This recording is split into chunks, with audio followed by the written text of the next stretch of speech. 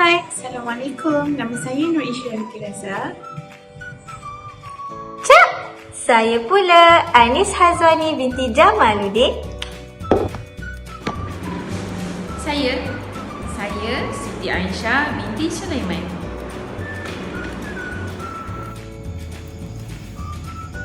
Dan saya pula Muhammad Haziq Hazwan bin Aziz.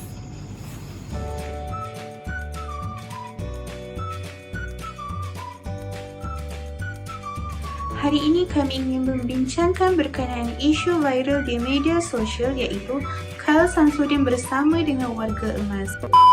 Khairil Samsudin merupakan seorang pengasas Busana Muslimah dan juga merupakan seorang influencer di media sosial. Pada tanggal 28 Julai 2021 telah tular satu video mengenai usahawan tersebut bersikap kurang sopan terhadap seorang warga emas yang dikenali sebagai Pak Cik Hadi di Pusat Transit Gelandangan Kuala Lumpur PTGKL.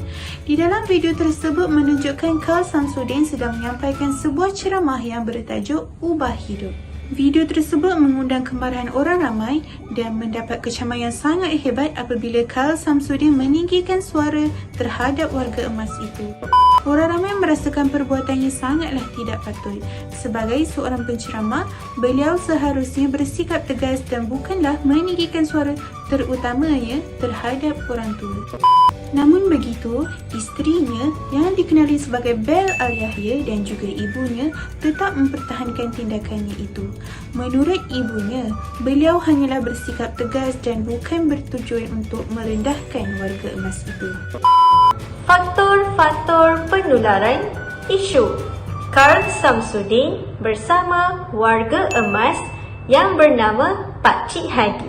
Faktor pertama ialah hilangnya penghormatan dan ketidaksopanan anak muda terhadap warga emas. Dalam isu ini, Khairil Samsudin telah bertindak kasar ataupun tidak menjaga adab dan etika sebagai seorang anak muda terhadap warga emas. Warga emas tersebut adalah Pak Cik Hadi. Apa yang berlaku adalah Khairil Samsudin telah merampas mikrofon yang dipegang oleh Pak Cik Hadi sebelum bicaranya selesai. Jelas di sini menunjukkan bahawa hilangnya penghormatan anak muda terhadap warga emas. Khairil juga menegur Pak Cik Hadi dengan penggunaan bahasa yang kasar, walaupun niatnya baik untuk menasihati Pak Cik Hadi.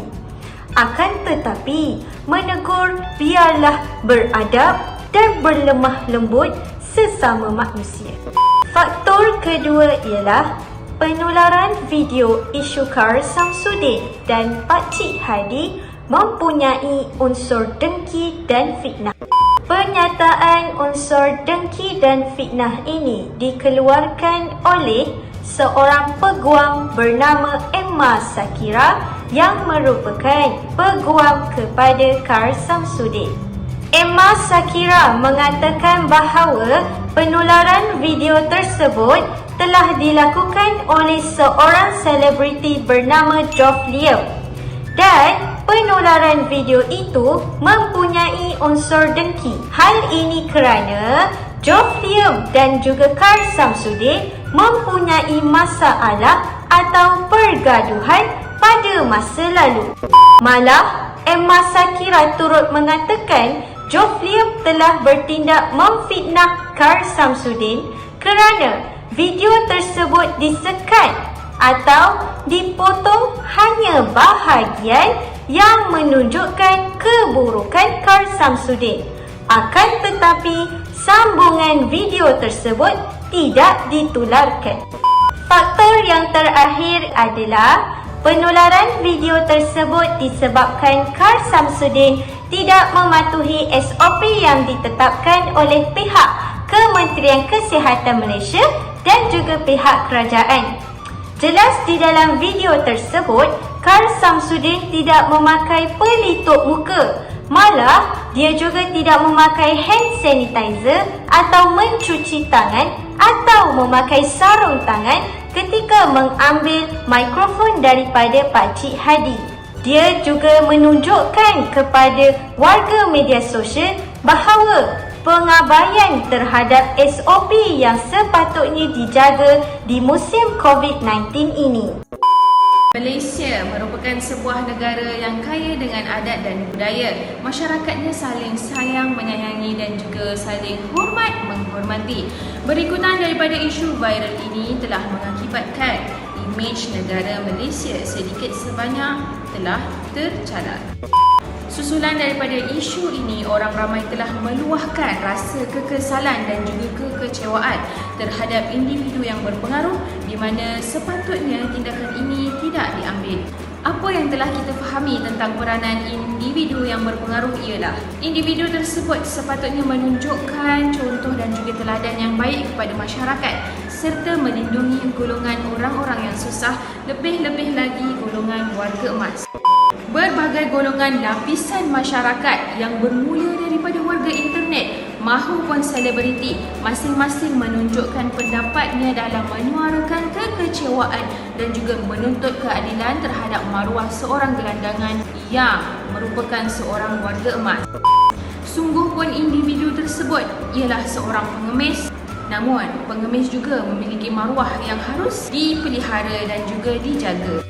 Di samping itu, perbuatan seperti merendahkan orang lain, menghina, mengeji seseorang dapat memberi impak yang mendalam terhadap mangsa. Antaranya ialah kemurungan dan juga hilang keyakinan diri. Dapatkah kita bayangkan sedalam mana luka yang telah dihadapi oleh mangsa dan keluarga mangsa? Dan sudah tentu serba salah akan muncul dalam diri mangsa di mana mereka akan meletakkan diri mereka sebagai bebanan masyarakat. Dan pada akhirnya isu ini membuka mata masyarakat Malaysia agar berhati-hati dalam mengambil tindakan dan juga berkata-kata, lebih-lebih lagi terhadap golongan yang kurang berkemampuan dan warga emas. Ini kerana golongan yang tidak berkemampuan bukanlah mereka sendiri yang mahukan nasib sebegitu rupa, melainkan terdapat beberapa kekangan yang mereka hadapi. Baiklah, berdasarkan semua perkara yang telah diulaskan oleh rakan sekumpulan saya sebentar tadi, dapat saya simpulkan di sini bahawa rakyat Malaysia merupakan rakyat yang sangat mementingkan maruah dan kehormatan seseorang. Dapat kita lihat bahawa rakyat Malaysia mempunyai sikap sebegini menerusi isu yang telah diulas sebentar tadi. Mereka tidak berdiam diri dan mengunci mulut selepas menonton video berkenaan. Ini merupakan perkara yang bagus kerana ianya menunjukkan yang kita ini masih lagi mempunyai hati nurani sebagai seorang manusia yang mementingkan adab dan akhlak. Tetapi dalam pada masa kita memberikan komen dan reaksi kita pada perkara sebegini, kita juga tidaklah seharusnya berlebihan dalam memberikan pandangan kita seolah-olah kita ini tidak pernah membuat sebarang kesilapan maupun kesalahan. Semua manusia pernah melakukan kesalahan walau sekecil manapun kesalahan tersebut.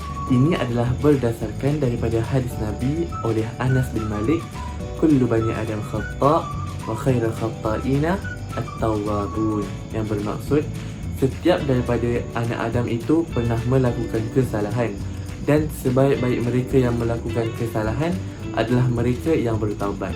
Sebagai seorang manusia, kita perlulah sentiasa menjaga tutur kata dan percakapan kita tidak kira semasa bermuamalah, bersosial maupun sebagainya. Ini kerana kita akan dilabel sebagai seorang yang bermulut jahat oleh masyarakat di sekeliling yang mendengarnya. Setiap apa yang diucapkan oleh mulut seseorang adalah datangnya daripada hati. Maka, jika bersih hatinya, perkataan-perkataan yang keluar daripada mulutnya itu juga adalah perkataan-perkataan yang baik-baik. Dan yang terakhir sekali, apabila kita sudah melakukan kesalahan, maka wajarlah bagi kita untuk meminta maaf dan tidak mengulangi perbuatan tersebut. Tak perlu dikira siapa yang memulakan tindakan untuk meminta maaf terlebih dahulu. Sebaliknya, nilai kemaafan itu sendiri yang dihitung, yang mana ianya dapat mendamaikan dua belah pihak. Sekian sahaja daripada kami. Terima kasih.